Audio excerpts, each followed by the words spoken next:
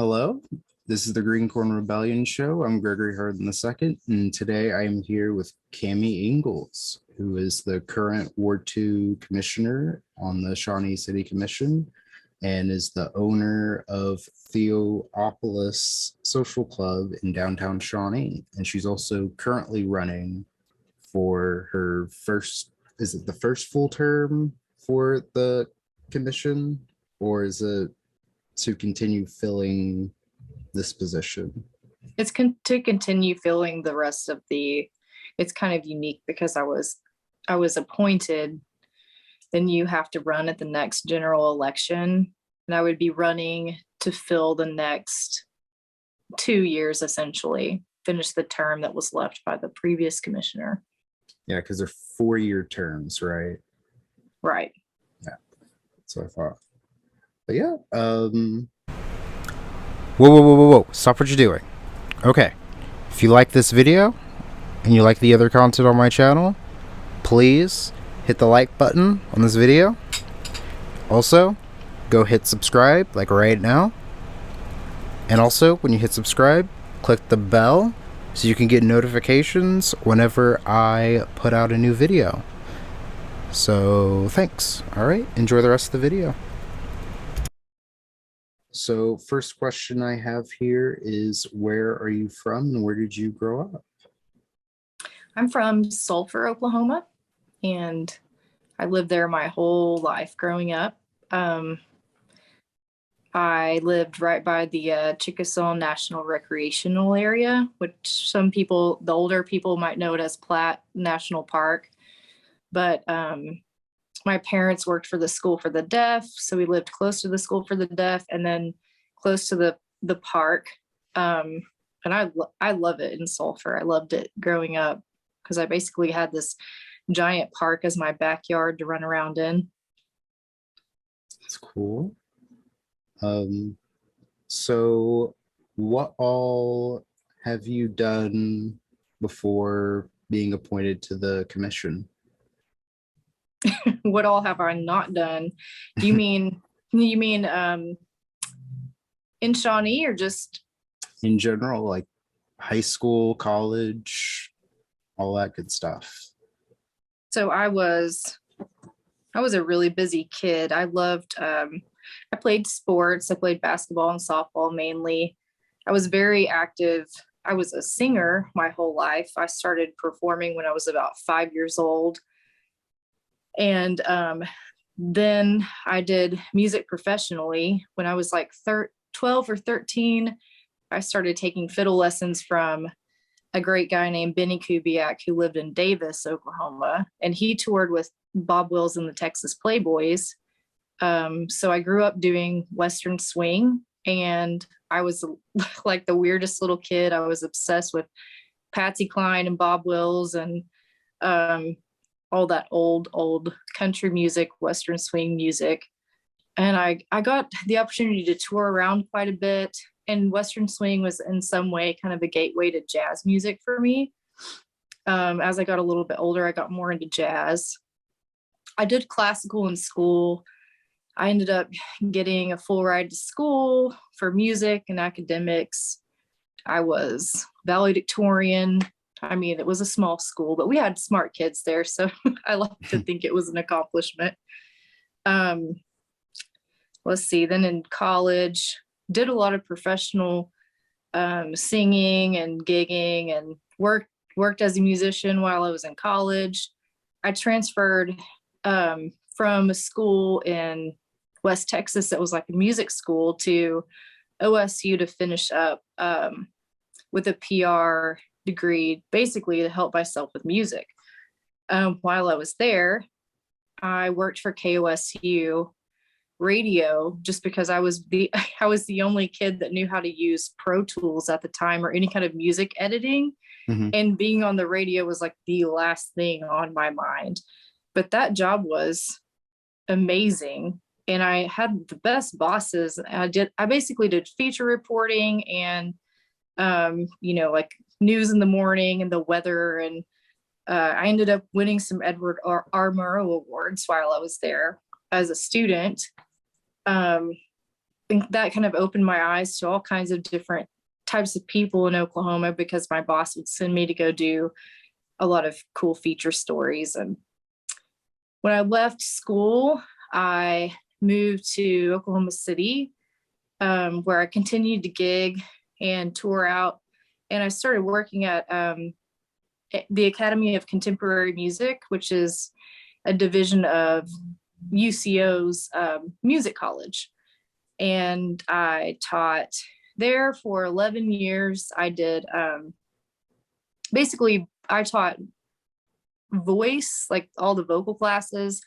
And then I also taught business for artists, or like entrepreneurial business for musicians and artists.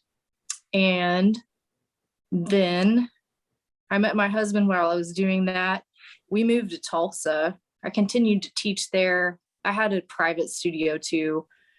And then when we moved to Shawnee, that's when I kind of started looking for a way to be more grounded in the community and not be commuting as much. So I started to slowly phase out of my role as a professor there at ACM. And I love it there and I miss my friends there. But so I started, then I opened my business here, and it's been a great way to get to know so many people in the community. That's the short version, maybe more than you asked for. No, that's cool. How long have you been in Shawnee? We've been here 7 years now. Okay. Yeah. So that's 2015 or so? Yeah, about then. Mm-hmm. That's cool. Let's see. So talk about your appointment to the commission, and talk about why you've decided that you wanted to continue being on the commission. Honestly, I truly had never thought about doing any sort of a political race before, but I'm working diligently to make the town better. I spend a lot of my own time and money and energy investing in things I think that the town needs, from everything from my business, or, I volunteer on a lot of different, with a lot of different organizations that I think are doing good work. And my theory is kind of, I've noticed a trend for myself when I'm really sentimental and I develop deep roots. And when I move to a new place, it's really hard for me at first. And I sort of have a bad attitude about the new place because I miss the old place and it takes me a minute. And so my attitude basically becomes, you can either complain or you can do something about it. And that's sort of the way that I've approached things in my life as I've moved. When I moved to Oklahoma City, I did not want to live in Oklahoma City. I wanted to live in New York because I wanted to go sing jazz with the big guys, but I couldn't move. There were a bunch of factors and reasons I couldn't go there. So when I was there, I tried to make the best of it. So I did a lot of things to help the music scene in Oklahoma City become more like what I would have liked to have seen. So then when I moved to Shawnee, kind of same thing. I missed having unique places to go out to eat. We have great restaurants here, but I miss some of the styles of restaurants that I had access to in Tulsa and Oklahoma City. And so decided to stop complaining and just give it my best shot. And so that's sort of the same attitude that I'm taking. I know that sounds cheesy, but it's true. You could ask my friends. So I sort of, fantasize about, oh, well, if we could revitalize downtown, wouldn't it be so cool if this and this and this happened? So I try to do my part of that. Then when someone just mentioned, and I was appointed because the last city commissioner, he moved and he stepped down. And so at that time, they just have to find someone to fill the role and you have to apply. But a couple of people asked me, and it wasn't the mayor, it was just people in the town asked me, well, if I would consider it. And at first I thought, well, that's kind of crazy. I don't know if I can, I don't know if I know enough. I don't know if I, and then when I started thinking about it, I was thinking, honestly, I spend all of my free time thinking, talking about this stuff and doing my best to do it. But if I were a commissioner, I would actually have the power to vote on some of the issues. And I'd have, the collaboration of the city and the other, and all the other people involved. It wouldn't just be Cami as, a single person trying to do my best. I would be able to be part of a bigger collaborative effort to make the town better. So I talked myself into it because it was really scary to me at first. That's cool. So what are some things that you've been a part of or have accomplished since being on the city commission?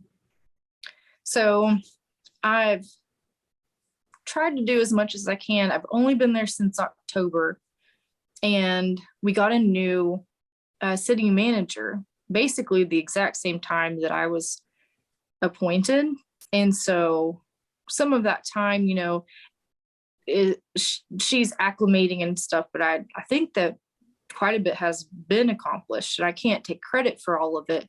But I will say I was, even before I was appointed to the commission, I volunteered to be on the Lake Advisory Committee and had no idea the former commissioner was going to step down. I truly did it because I wanted to help with some of the stuff at the lake, because I'm from Sulphur and we're a lake town and a outdoor recreational town. I saw that as an opportunity to maybe bring some of my ideas that I just absorbed from growing up in Sulphur and see if some of them would work in Shawnee to make the lake area nicer, for everybody to, hang out and have a good time outside. So then the commissioner stepped down during that, and that gave me a little bit more clout during that time. I was able to be a part of forming the things that came out of the Lake Advisory Committee, which were increased safety, increased patrolling.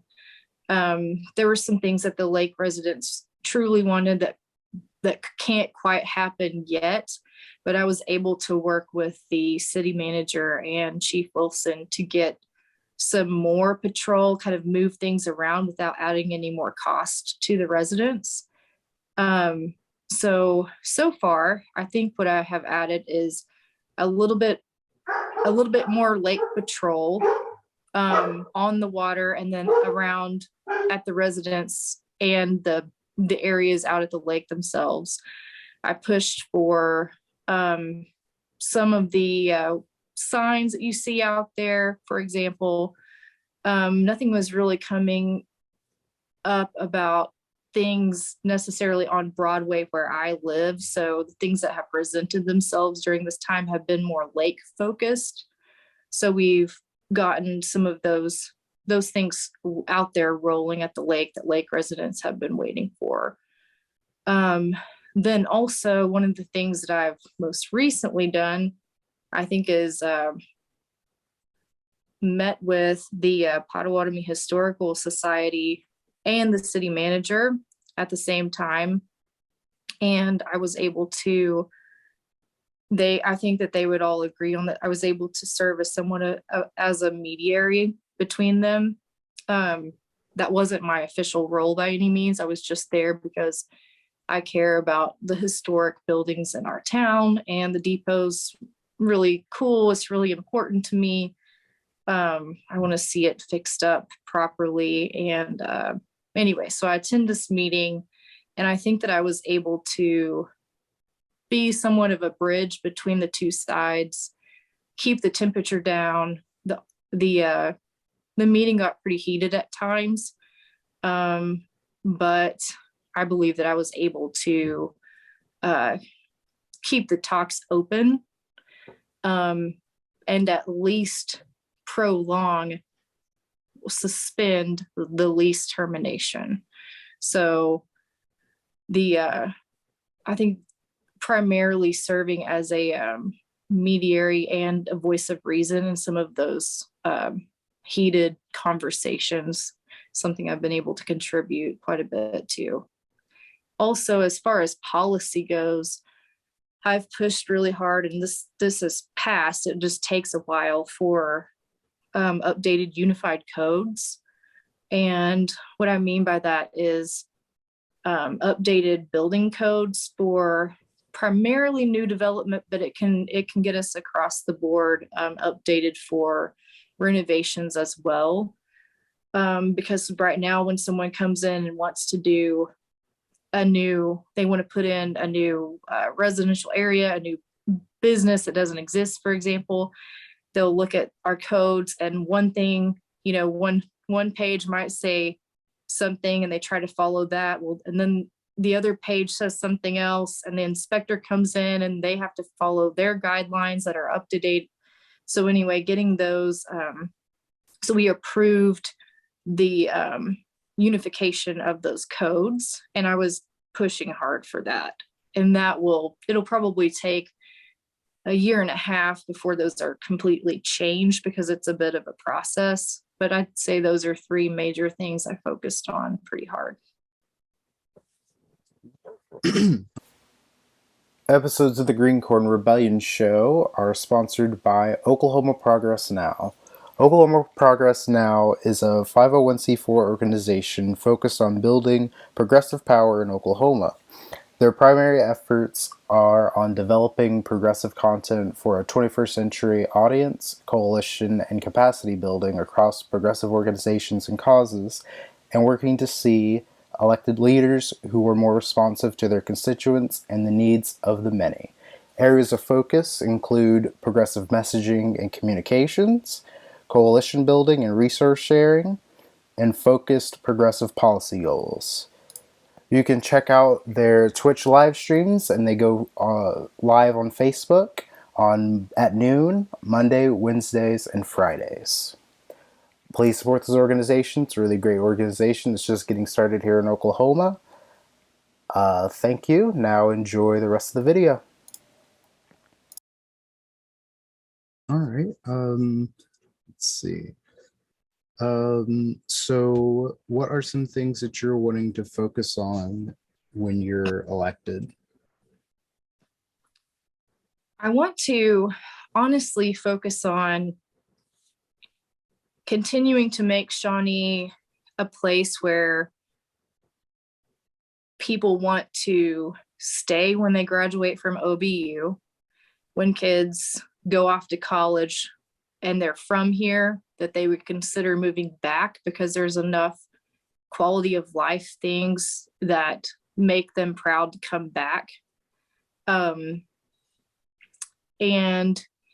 that's a multi-step process. It has to do with economic development, quality of life things. And also, I think one thing that I would like to focus on, primarily just because the position the city's in at this moment, is working with the other community leaders to get some stuff done. So not promising, oh, I'm going to talk to the OBU president or chairman from CPN and we're going to get these things done, but building the relationships to facilitate a universal growth for the city. So what's good for downtown is good for OBU, because OBU students we've done some surveys and gotten back some research that shows one of the things that they'd really like to see are more cool businesses downtown, for example. So not seeing all of these other entities as islands, but working collaboratively with those different major players in the community, sort of bringing all the players to the table to hear their ideas, look for ways that we can move forward together. Okay.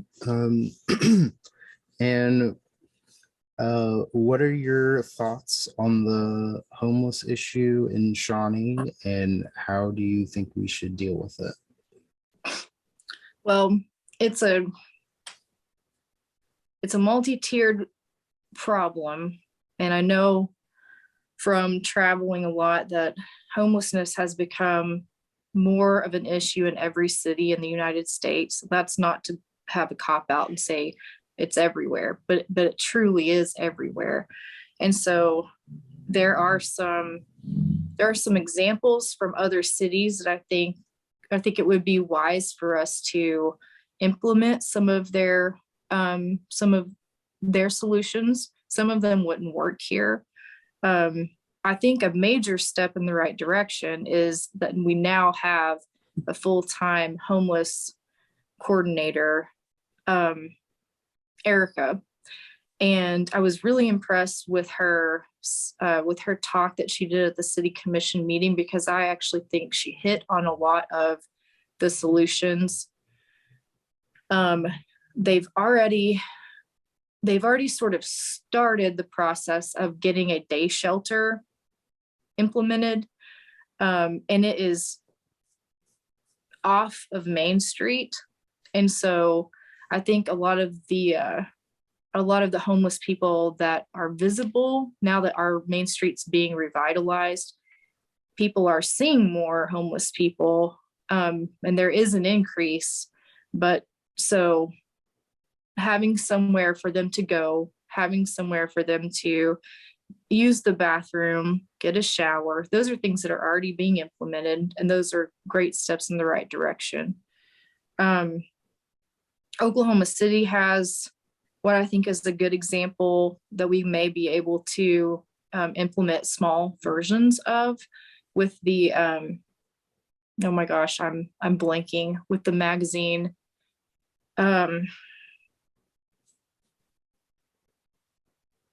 Sorry, they have they have a program that helps bridge people from homelessness, gives them some different jobs, and it is run by a community organizer. And then it gets people off of the street and into a different living situation. So homelessness is sometimes tied to drug use, sometimes tied to mental illness. I know that there are a couple more mental health facilities opening up, and one that recently came to the commission, Red Rock. There's already a facility on Harrison, but you'll see groundbreaking, I think, in a couple. I'm not exactly sure when they're opening up, but they're opening up what I believe to be somewhat of a crisis center also. And so that'll take a little bit of the weight off of the police department, because a lot of those issues aren't going to be, they're not crimes. It's just someone in crisis that needs to be moved to another area, and then there will be a point of contact. So one major solution that I see, at least moving the needle forward for the homeless problem in the town, is having a comprehensive plan, because Shawnee has had, like a lot of communities, had a whole lot of wonderful people with great hearts doing different things all over the town.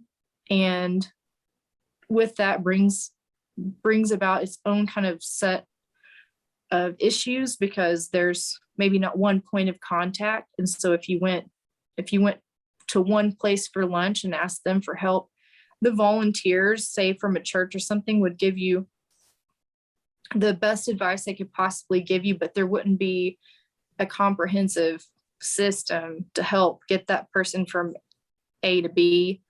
So now I think that the new homeless director, Erica, her main priority is getting all of those people who are already doing great work to help the homeless, just with their immediate need, like a meal or something, to get them collaborating, and then for her to have a plan forward. So it's not just going to stop with feeding, and then there's someone to help them get plugged into some kind of a work program, then get plugged into a real job that they can sustain. The people that truly need mental health problems or no, mental health help would be directed a different way. The people that are criminals, for example, would be able to separate those different groups and kind of attack each one as its own separate problem if there's a collaborative effort and like one point of contact. So I think that is happening, and it's been a long time coming, but I'm anxious to see the work that they start soon on those things.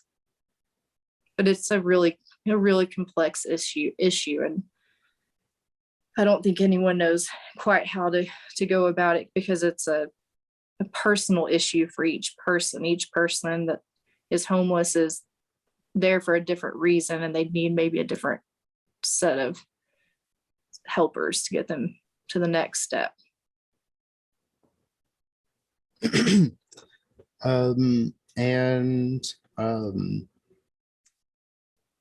What do you think about Shawnee having more public transportation and also making the city more walkable? I love the idea of both, because I think a lot of the times I think we're just a little bit smaller than cities that would have some of those things naturally, but we're growing. And if we want to get to the next phase where we truly are able to attract, recent graduates, or maintain the youth from here, we just have to make life more attractive to them. So walkability is attractive to people with very low income because they don't have a car, but it's also really attractive to young professionals. So we see all across the nation, all these surveys, myself included, people with advanced college degrees wanting to live close to shops and restaurants and coffee shops, and they want to be able to walk to these places. And so by making the town more walkable, we'll make it more desirable for professionals, and will also make it easier for people to get to work that don't have a car. And there are quite a few of those people. Or OBU students, for example, some of the international students don't have a car, and making it easier for them to get around and get to work, whatever. Transportation is, I think, a public transportation system is an excellent idea. I'd be totally supportive of that.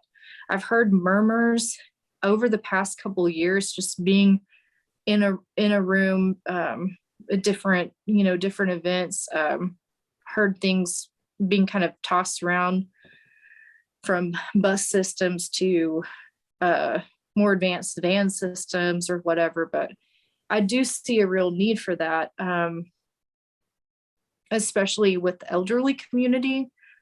Some of them trying to get to doctor's appointments and things like that. And then also workers that say we're trying to get to, there's a lot of families that only have one car and both people are working. And so they're contributing a lot to the community. It's not like they're contributing a lot to the community. Yeah, I'm in support of public transportation, and I think there's a lot of different ways we can go about it, and a lot of it just depends on where the money comes from and how much we can get. And I think we could make quick use of public transportation for the workers that only have one car in their household, and for students, for example, or for people that don't have a ride at all to get to work, and then for people that need rides to doctor's appointments. I think those are the people that we could immediately focus on helping if we had to do it in phases, and then we could grow that system to be to meet our needs better later down the road. But I guess it just depends on how much money there is and how fast we can get it as to what we could implement first. But yes, I'm in support of it for sure. All right. And the last question I have here is, what kind of music do you listen to, or who are your favorite music artists? So I am a musician. I'm all over the place. I love Robert Glasper. He's an incredible pianist, and also eventually kind of fuses hip hop and jazz. I love old school stuff still. I still love like Western swing. I love Ella Fitzgerald, old, classic jazz. I listen to a lot of, and as far as like more classic bass country stuff, I like a guy named Charlie Crockett. He does kind of a mix of New Orleans jazz, blues, and Western swing, as crazy as that sounds. But yeah, most of the stuff I like is more jazz and blues bass with a little twist. That's cool. What other instruments do you play besides fiddle and piano? You said that, right? Yeah, I really don't play keys. I just play keys well enough to like write my stuff. I primarily sing, so I primarily sang and wrote music, and I grew up playing fiddle. Yeah, that's cool. I played fiddle was trumpet hard when I was enough. in band. Oh yeah, Yeah. I love trumpet. Well, thank you so much for coming on. Where can we find you on social media, and what is your campaign website? And also, what day is your election? So you can find me on Facebook at Cami Engles for Ward 2, FOR for Ward 2. And then my website is camiengles.com. And the election is June 28th.